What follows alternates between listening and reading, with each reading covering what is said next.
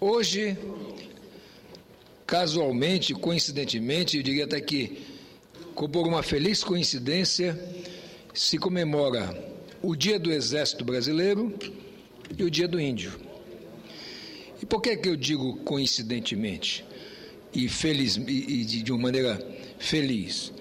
Porque se tem alguém que pode dizer que teve a primeira preocupação com os índios no Brasil, foi o Marechal Cândido Rondon, que, por sinal, era descendente de índios. Tinha bisavós maternos e bisavó paterna indígenas. E ele próprio tinha todos os traços de indígena. E foi ele quem fez um trabalho magnífico, tanto na expansão do telégrafo e das comunicações para as fronteiras, como os contatos com as tribos indígenas dos diversos estados brasileiros. Então eu quero hoje aqui prestar uma homenagem, primeiro ao Exército, e quero fazê-lo, senhor presidente, lendo o final de uma mensagem hoje do comandante do Exército, o general do Exército Enzo Martins Peri, que eu vou ler só a parte final, pedindo que seja transcrito na íntegra. O Brasil cada vez mais precisa de seu exército, com capacidade de dissuasão e pronta resposta, e de sua tropa com autoestima elevada, honrada e respeitada. Como se sabe, a dissuasão nas missões internas provém desse conjunto de predicados intangíveis e não de perspectiva inicial do uso da força. A dissuasão externa para preservar a soberania e os interesses nacionais, além da existência de forças modernas, bem equipadas, adestradas e em estado de permanente prontidão, capazes de desencorajar intimidações, agressões e ameaças. Nesse caso, o Ministério da Defesa tem se empenhado na consolidação do plano de articulação e equipamento de defesa, planejamento que permitirá a implantação definitiva dos projetos estratégicos do Exército, indutores do nosso necessário projeto de transformação. E, ao final, ele diz um trecho, senador Moca, que eu acho fundamental. Confie na política de defesa nacional e na estratégia nacional de defesa do nosso Brasil. Confie na cadeia de comando, em todos os níveis, sob a autoridade suprema da Presidente da República. Confie em que as manifestações de entendimento das nossas urgências serão trazidas em atos concretos. Confie na valorização da carreira que escolheram por vocação. Confie, está se referindo aos militares. Confie nos estímulos que recebem pelo seu profissionalismo. Confie que existem o tempo certo para semear, cultivar e colher. A sociedade reconhece e confia no seu Exército. E o Exército, patrimônio dessa sociedade, somos todos nós. Portanto, ele termina: sigamos servindo o Brasil, unidos, altivos e confiantes, com o mesmo destemor dos heróis de Guararapes, prontos para enfrentar os tempos desafiadores. E ao tempo que faço esse registro, e aqui eu tenho uma série de documentos que eu gostaria de pedir a vocês depois que transcrevesse, porque dizem respeito às unidades militares na Amazônia, especialmente no meu estado de Roraima, e a importância que nós precisamos ter para olhar principalmente a região de fronteira desse nosso país. Quanto aos indígenas, eu quero hoje prestar aqui uma homenagem muito especial aos índios. E eu faço, senhor presidente, na condição, como eu sempre digo, de humanista.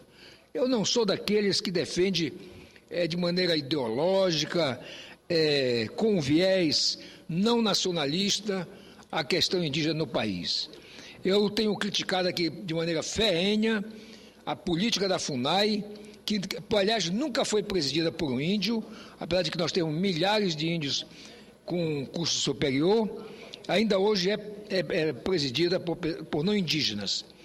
É um contrassenso que uma Secretaria da Mulher não é presidida por um homem. Uma Secretaria desigualdade racial, não é presidido por alguém que não seja das minorias raciais. No entanto, a FUNAI é presidida sempre foi, por pessoas não indígenas. E o Rondon, que foi o inspirador da precursora da FUNAI, que foi o Serviço de Proteção aos Índios, sempre preconizou essa questão de que o índio tinha que estar realmente integrado à comunhão nacional, respeitadas as suas diferenças, suas peculiaridades, mas também lhes dando oportunidade de terem dignidade como seres humanos. E o que nós temos hoje, na verdade, senador Moca, é uma desagregação, uma segregação dos índios e uma desagregação da comunhão nacional, com uma política indigenista equivocada, que já demarcou mais de 14% do território nacional para cerca de 817 mil índios, que representam 0,3% da população nacional. Eu não estou aqui questionando tamanho de terra só, não. Eu estou questionando principalmente de que essa política não se preocupa com o ser humano índio, com a condição humana em que ele vive. O índio, a Índia, as crianças indígenas, porque, tiro pelo meu estado, senador Moca, que tem mais de 57% da área demarcada como terra indígena e que tem 11% da população que é indígena e que, no entanto, os indígenas vivem marginalizados da política federal da FUNAI, que não dá assistência à saúde, não dá assistência à educação, não dá assistência à produção, a nada. Os índios têm que fazer o quê? É o que eles fazem na atualidade. Viverem nas cidades, nas sedes dos municípios.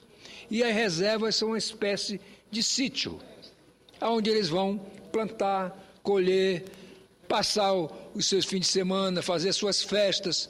E, no entanto, eu pergunto, em que melhorou a qualidade humana da vida do índio com essa política indigenista? E pior, senador Moca, se formos pegar ao pé da letra o que diz a Constituição, tive a honra de votar como constituinte, a Constituição deu um prazo de 5 anos para que a União demarcasse as terras indígenas pendentes desse país. E hoje, mais de 20 anos depois da promulgação da Constituição, o que é que nós estamos assistindo? A FUNAI sempre identificando novas terras, querendo tomar terras que não havia mais, como disse o Supremo, o fato indígena em si, e como se não tivesse terra suficiente para os índios do Brasil.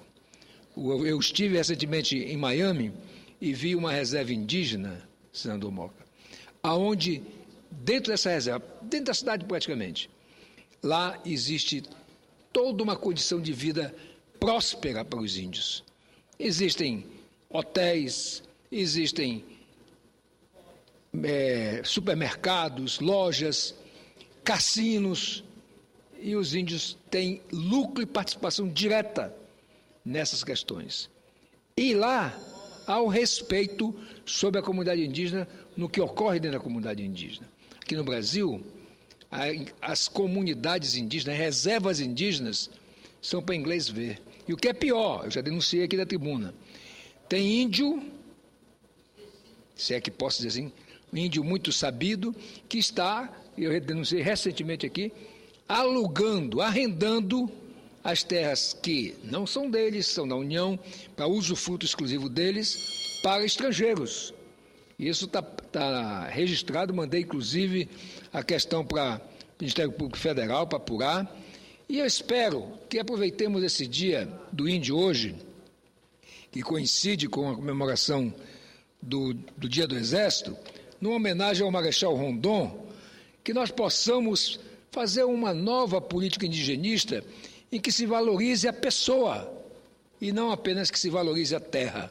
Aliás, terra que se valoriza não sei para quem, porque o índio que vive na sua comunidade indígena, há quase que a unanimidade, vamos dizer que pelo menos 90%, vive de maneira precária, de maneira lamentável, sob os aspectos, como eu citei, da saúde, e falo isso como médico, do aspecto da educação, do aspecto do incentivo à produção, Porque o índio não pode mais viver como vivia na época de Pedro Álvares Cabral, da caça, da pesca e da retirada do extrativismo. Então, eu quero deixar esse registro na minha visão nacionalista de ver a questão indígena e na minha visão humanista como médico.